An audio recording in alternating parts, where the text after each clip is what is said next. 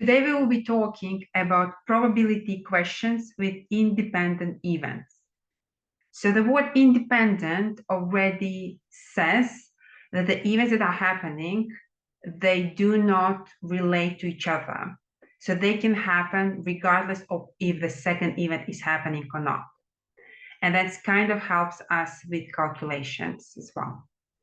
So let's read the question and then solve it. The probability of a student passing a math test is 0.7, and the probability of passing an English test is 0.8.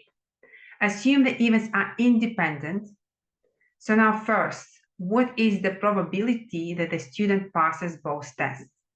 So if the student passes both tests and they're independent of each other, how to solve it? We simply multiply those both probabilities. 0.7 multiplied by 0.8, and we get 0.56. So the probability that the student passes both tests is 0.56.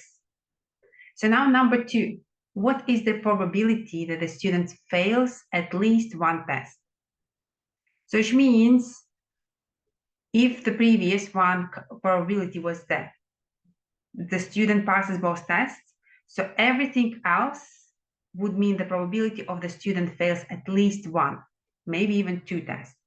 So what we simply do, we subtract this 0.56 from 1 and we get 0.44. So answer is 0.44. Some of the students prefer and go the other route and they calculate the probability of student failing math tests and failing English tests, and there an error occurs. So I want to walk you through so that you understand if you choose that route, you know how to solve it correctly. So if you go with the route calculating the probability of student failing test, so here on this card it shows 1 minus 0.7, you get the probability of 0.3. This is the probability of student failing math tests. And below you can see 0.2 is the probability of student failing an English test.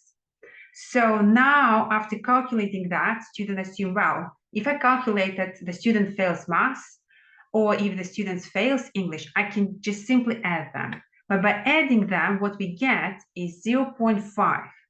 And 0.5 is bigger than 0.44, which is correct answer. So there is an error. So let's look through the image in order to understand what is happening and how to calculate it correctly.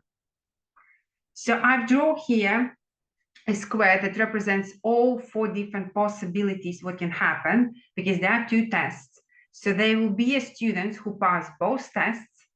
There will be a group of students who failed English and passed math test. Then those who failed both tests, and those who failed math and they passed the English test. So when we calculated the students who failed English test, what we actually calculated, the number of those, the probability of picking one of those students. And then when you calculate the probability of those who can fail the math, were those. So what's happened? We actually calculated twice. So by adding those 2 probabilities, we calculated this group of students twice. So in order to solve this error, in that case, we need to calculate the probability of those students and subtract. So let's do that. So look at the card below. So if we calculate the probability of those students, it is 0.2 multiplied by 0.3, which will get 0.06. And we subtract it from 0.5 and we get 0.44. So please comment down below whether you would choose the first method or the second method for calculating for which student failed at least one, the probability for the student who failed at least once, and subscribe to my channel if you want to know more tutorials how to solve different GCSE math problems.